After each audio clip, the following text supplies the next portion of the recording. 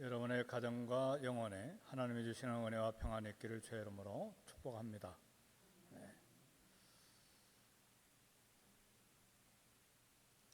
우리 한국에 존경하는 인물 중에 한 분이 함석헌 선생님이십니다. 옛날 학교 다니신 분들은 좀 아실 거예요. 씨알의 소리 이렇게 잡지도 발간하시고 또 사상가이기도 하고 문학가이기도 하고 종교가이기도 합니다. 정확한 우리 기독교 교파는 퀘이커 교도인데 그 신학이 무엇인지는 잘 모릅니다. 근데 오늘 이야기하고자 하는 것은 그분이 쓴 시가 그 사람을 가졌는가, 그런 제목의 시가 하나 있습니다. 6절로 되어 있는데 그 중에 2개만 뽑아서 소개한다면 이런 시입니다. 말리길 나서는 길, 처자를 내맡기며 맘 놓고 갈 만한 사람, 그 사람을 그대는 가졌는가. 탔던 배 꺼지는 시간, 구명대 서로 사용하며 너만은 제발 살아다오 할 그 사람을 그대는 가졌는가. 말리길이면 몇 킬로입니까? 잘 모르겠는데 아내와 자식을 맘 놓고 맡길 만한 친구가 있는가? 같이 타고 가던 배가 침몰하는데 구명조끼를 서로 사용하면서 너만은 제발 살아다오, 그렇게 말할 그 친구를 가졌는가. 이 함석헌 선생님의 시에 나온 그 사람은 진정한 친구에 대한 이야기입니다. 사상도 깊고 문학의 깊이도 있고 종교도 깊이 기독교 정신으로 무장된 분인데 교리적인 건 잘 모르지만 옛날 학교 다녔던 분들은 대단히 존경했던 분 중에 한 분이죠. 우리 예수님이 12 제자들을 부르신 것은 자기와 함께 있을 친구로 부르셨습니다. 이 제자들은 처음엔 예수님의 친구가 될 만한 그런 자격, 인격, 실력 그런 게 하나도 없었습니다. 영적으로 무식했고 기도에도 얼마나 게으른 사람이었는지 몰라요. 기도하지 않다가 받은 영적인 능력도 다 잃어버리고 귀신도 쫓아내지 못하는 그런 업앤다운이 심한 친구들이었습니다. 예수님 그러나 이 제자들에게 긴 인내로 변함없이 항상 좋은 친구가 되어주셨습니다. 어느 날 뜻밖의 제자들이 예수님께 기도하는 방법을 가르쳐달라고 요청을 했습니다. 그 이유는 늘 기도하시는 주님을 보았고 또 우리 주님이 기도하실 때 기도에 능력이 나타나는 것을 보았기 때문에 그랬습니다. 예수님이 세례 받으시고 성령님이 내려오시는 것도 사복음서를 다 살펴보면 기도하실 때에 성령님이 내려오셨습니다. 예수님이 변화산에서 영광의 모습으로 변화된 것도 말씀 자세히 살펴보면 기도하실 때 영광의 모습으로 변화가 되었습니다. 예수님은 중요한 일을 앞에 놓고 기도하시고 또 항상 이른 새벽 일어나서 기도하셨습니다. 십자가를 앞에 두고도 기도하시고 심지어는 그 고통스러운 처절한 몸이 찢기시고 고통스러운 죽음이 지금 시시각각 다가오는 십자가 위에서도 기도하셨습니다. 따라서 제자들은 이런 예수님의 기도 모습 보고 기도를 가르쳐 주세요, 그렇게 요청을 했습니다. 그래서 우리 본문 11장 누가복음 11장에서는 예수님은 기도를 가르쳐 주시는데 몇 가지 비유가 있어요. 그런데 친구 관계를 비유로 해서 기도를 가르쳐 주셨어요. 한 친구에게 어떤 친구가 밤에 찾아왔어요. 근데 어떤 친구가 밤에 찾아왔는데 친구를 영접하는 이 한 친구 집에 대접할 것이 없었어요. 그래서 옆에 사는 친구 집에 가서 떡을 빌린 사건을 통해서 기도를 말씀해 주셨어요. 친구 사이지만 늦은 밤에 집을 방문하는 것, A에 어긋나는 일이죠. 우리는 벌써 8시가 넘어가면 전화도 안 걸잖아요. 제가 새벽에 일찍 왔다가 그냥 카톡 한번 하는 바람에 조금 소리를 들었어요. 그러니까 우리는 밤늦은 시간에 전화하거나 카톡하거나 그런 거 좀 A에 어긋난다고 생각을 하죠. 중동지방 낮 시간 뜨거워서 오후 늦게 여행이 시작이 돼서 밤늦게 친구니까 친구 집에 이렇게 도착한 것입니다. 그래서 친구를 위해 먹을 것을 대접해야 되는데 아무것도 없으니까 그 늦은 밤에 옆에 친구 집에 방문하는 것, 문 두드리는 것 또 A가 아니잖아요. 왜 이렇게 친구를 맞이하는 친구, 친구 집을 방문하는 어떤 친구, 떡을 빌리러 간 친구, 세 친구가 이렇게 소개되어 있는데 무슨 말씀을 우리 주님이 하기를 원하시는가? 기도는 나와 하나님 사이의 관계가 친구와 같다는 그런 말씀이에요. 친구니까 늦은 밤이면 어떻고 새벽이면 어떻고 A가 있든 없든지 간에 친구니까 말할 수 있다는 이야기예요. 뭐가? 하나님 앞에 기도할 때 그런 친구의 관계를 생각하고 기도하라는 말이에요. 세상의 왕이나 대통령은 백성들이 자기를 만날 수 있는 시간을 비서실을 통해서 미리 정해놓고 만나요. 아무 때나 내가 대통령과 대화하기를 원합니다. 그렇게 해서 되는 게 아니죠. 벌써 몇 달 전에 신청해놓고 만나줄지 안 만나줄지 모르지만 신원조회가 다 끝나야 되고 벌써 1시간 전에 가야 되고 다 검사하고 그게 왕의 주권자들을 만날 수 있는 그런 방법이죠. 법정의 재판관도 정한 시간에만 나와서 재판하는 자리에 앉습니다. 그러나 우리 하나님은 달라요. 우리 하나님은 시간, 환경, 장소에 제한이 없어요. 설교를 준비하다가 곰곰이 생각해 보니까 밤늦게 지금 9시도 넘었는데 이거 마음대로 하늘나라에 전화할 수 있구나. 오늘 새벽에도 꼭두 새벽에 일어나는데 이 꼭두 새벽에 마음대로 하나님 문 두드리고 말씀드릴 수 있구나. 이건 대단한 특권이잖아요. 언제든지 우리가 원할 때 하나님께 가면 우리 하나님은 우리를 환영하신다는 사실이죠.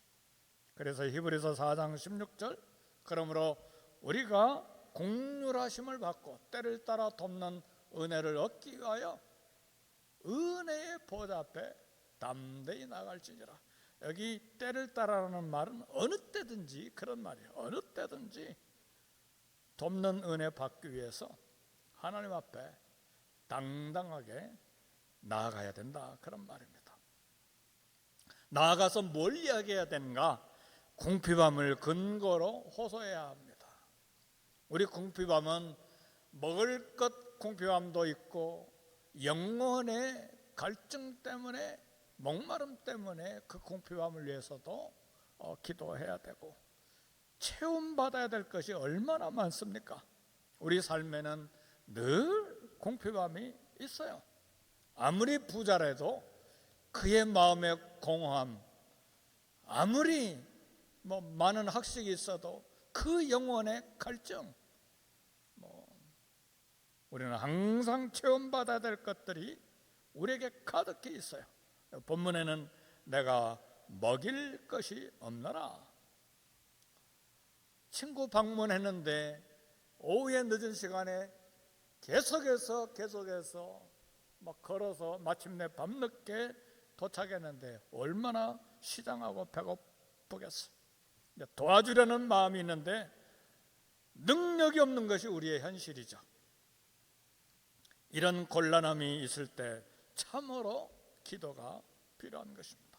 우리의 어려움은 하나님께서 일하실 기회입니다. 우리가 주님의 은혜를 체험할 기회입니다. 개인도 교회도 마찬가지예요. 어려움은 하나님께서 일하실 기회입니다. 힘든 형편 때문에 숫자만 계산하지 말고 많은 말로 대화만 하지 말고 우리가 가족 혹은 성도들 혹은 모든 기관이 함께 마음을 모아 기도해야 합니다. 그것을 하나님이 원하십니다. 하나님께서 우리에게 원하시는 것은 마음을 모아 함께 기도하는 거예요. 아마 우리 하나님께서 우리 교회를 향해서도 어떻게 마음을 모아 기도하나 보실 것 같아요. 마음이 나누어져서 이런 의견 저런 의견 내 의견이 옳다, 하나님 절대로 그거 원하시지 않고 한 마음이 돼서 우리 교회를 위해서 기도하고 또 문제가 있으면 문제를 위해서 기도하고 그걸 하나님이 보기를 원하시는 것이지, 누가 의견이 좋고 경험이 있고 현명하고 하나님 그거 원하시는 것 아닙니다. 그건 이미 예수님의 12 제자들 가운데서 이미 한번 경험했던 거예요. 빌립은 돈 계산하고 누구는 또 지금 어두운 때고 여기는 빈들이고 얼마가 돈이 있어도 부족할 것이고 이미 다 해본 일이에요. 그러니까 우리가 해야 될 것은 주님 앞에 기도하는 것입니다. 우리 주님이 그걸 원하세요. 오히려 기회가 된다 그 말이에요. 할렐루야. 어려움은 기회예요. 하나님을 만날 기회예요. 어떤 어려움이든지 그것은 하나님 능력을 체험할 기회가 되는 것입니다. 내가 먹일 것이 없노라. 내 친구는 형편만 살피고 계산만 하고 있지 않았어요. 상황이 어렵기 때문에 그 밤에 특별한 행동, 특별한 노력이 필요했습니다. 그래서 친구는 행동했어요. 이제는 정보를 파악하고 계산하고 다 알고 있는 일이잖아요. 그러면 이제는 행동해야죠.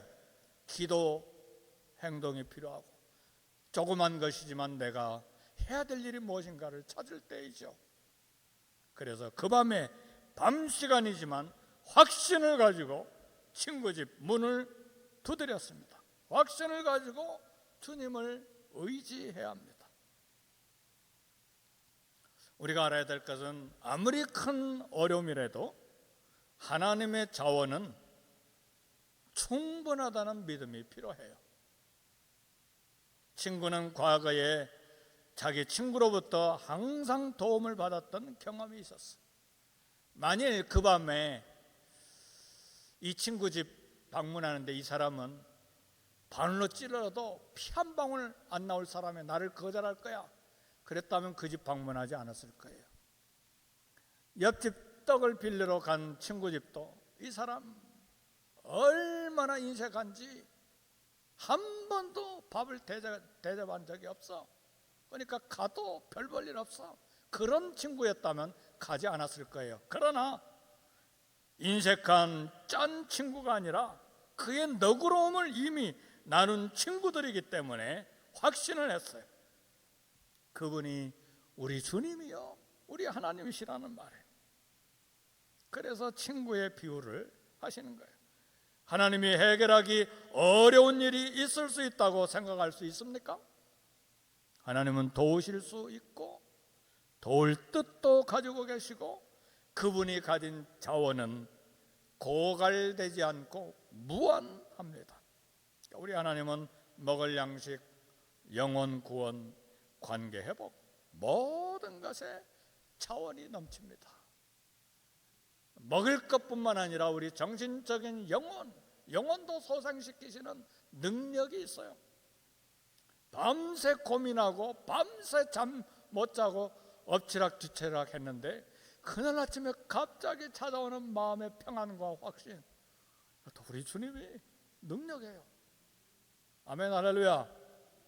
우리 주님은 자원이 풍성하세요. 시편 23편 다윗이 내 영혼을 소생시키시는 하나님 감사하잖아요. 나의 목자시니까. 창조주 하나님, 십자가 은혜를 주신 하나님은 구원하시기에 능하십니다. 거부당할지라도 계속 기도해야 돼요. 밤늦은 시간에 일어나는 거 불쾌하고 또 요청을 첫 번째는 거부했죠. 저는 이해가 돼요. 왜냐하면 이 집도 아마 찾아간 집도 자녀들과 함께 침실에 누웠다고 하는 거 보니까 그래서 일어날 수 없다. 상황을 제가 조금 이해하는 것이, 저희 형제가 7이었어요. 그러니까 겨울에는요 방 하나에서 잠잤어요. 큰 이불 깔아놓고 그 방에만 불을 뗐기 때문에 발을 가운데로 두고 머리는 벽 사병으로 해서 9명이 잠잤어요. 그런 데서 일어나면 좀 불편하죠. 자녀들도 불편하고. 그런 상황이 아닌가 그런 생각이 드는데, 그래서 좀 부담스럽고 귀찮고 요청을 거부했어요. 하나님은 구하는 자를 불쾌하게 생각하시는 분이 아닙니다. 절대적으로 믿고 의지하도록 아들 예수님을 보내셨잖아요. 로마서에서는 이야기합니다. 그 아들과 함께 어찌 우리에게 모든 것을 주시지 않겠느냐. 아들을 주셨는데 하나님이 거절하실 품목이 따로 있느냐 그 말이에요. 뭘 아끼시겠느냐. 저의 믿음을 달아보시고 우리 성도님들의 믿음을 달아보신다고 생각해요. 10년 예수 믿으셨습니까? 30년, 40년 예수 믿으셨습니까? 모태신자입니까? 그 믿음 달아봐야 돼요. 이름만 나는 몇십 년 믿었습니다가 아니라 하나님, 자비하신 하나님, 살아계신 하나님, 그분을 믿는 믿음을 달아봐야 돼. 저울에 달아봐야 돼. 때로는 자존심이 상할 수도 있어요. 수로보니게 이방 여인이 귀신 들린 어린 딸 때문에 가슴이 찢어지는 것 같은데 주님 마침 오셔서 좀 딸 좀 고쳐주세요. 우리 주님이 자존심 상하게 하시는데 이방 여자라고 자네의 떡을 취해서 개에게 주는 것이 옳지 않다. 이방인 민족 차별만 아니라 아예 개 취급을 하니까 얼마나 자존심이 상합니까? 자존심 상한 여자 같으면 그냥 화내고 가버렸을 거예요. 근데 여인은요 옳습니다. 그걸 인정했어. 그러나 개들도 자녀들이 먹다 남은 부스러기 상에서 떨어진 거 먹습니다. 부스러기 은혜라도 주세요. 얼마나 겸손합니까? 겸손하기를 제 이름으로 축복합니다. 겸손한 자에게 하나님의 은혜가 흘러가요. 교만한 자는 물리치신다고 그랬어요. 평생에 겸손해야 돼. 하나님 앞에.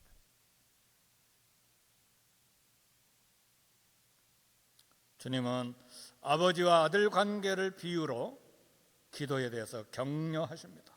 누가 아들이 생선을 달라고 하는데 뱀을 주고 알을 달라고 하는데 전갈을 주겠냐. 부모가 갈지라도 좋은 것을 자식에게 줄 아는데 하물며 하늘에 계신 아버지께서 구하는 자에게 성령을 주시지 않겠느냐. 우리에게 가장 좋은 선물이 성령님이시니까요. 성령님으로 충만하기를 주의 이름으로 축복합니다. 아무리 물질이 많고 아무리 학력을 쌓고 아무리 세상의 명예가 하늘같이 치솟아 있어도 성령님의 은혜보다 더 좋은 건 없어요. 영혼의 갈등 때문에 살지도 못하고 호흡하지도 못하는 사람들이 LA에 얼마나 많은지 몰라요. 응답이 지체되어도 약해지지 말고 아빠, 아버지 이렇게 구하는 자녀에게 좋은 것을 주십니다. 시편 77편 9절에 보니까 하나님이 그가 베푸실 은혜를 잊으셨는가? 시편 기자도 응답을 기다리면서 질문하는 거죠. 하나님이 베푸실 은혜를 잊으셨는가? 사랑하는 성도 여러분, 하나님께서 치매에 걸리셔서 내게 은혜 베푸실 걸 잊으셨습니까? 치매 환자처럼 받은 은혜를 반복해서 잃어버리는 자는 바로 우리들이에요. 10년 전에, 20년 전에, 30년 전에, 아니 몇 년 전에도 팬데믹 그 기간 동안에도 풍성하게 부어주셨던 하나님, 벌써 치매 환자에게 잊어버리셨습니까? 그때는요, 우리 팬데믹 기간 동안에는 30명도 못 나왔어요. 지금은 60명, 이행까지 포함하면 90명 넘어요. 주일학생까지 포함 100명이 넘어요. 벌써 까먹어 버렸어요. 잊어버렸어요. 치매 환자예요.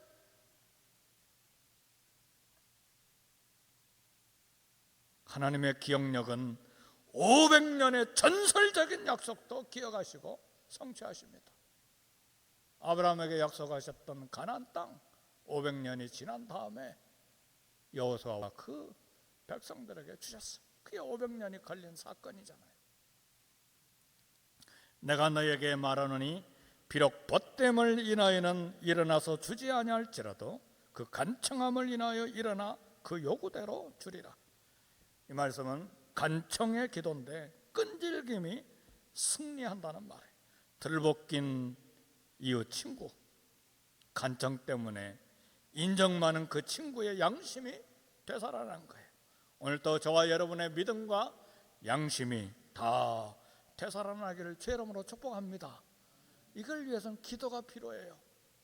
막 손가락질하는 게 아닙니다. 격려하고 위로하고 우리의 믿음, 우리의 기도, 자비하신 하나님 다시 바라보자. 서로가 격려를 해야 돼요. 그래서 그 친구는 그 늦은 밤에 일어나 친구 집에 갔고 방문을 받은 그 친구는 요구대로 넉넉하게 주었습니다.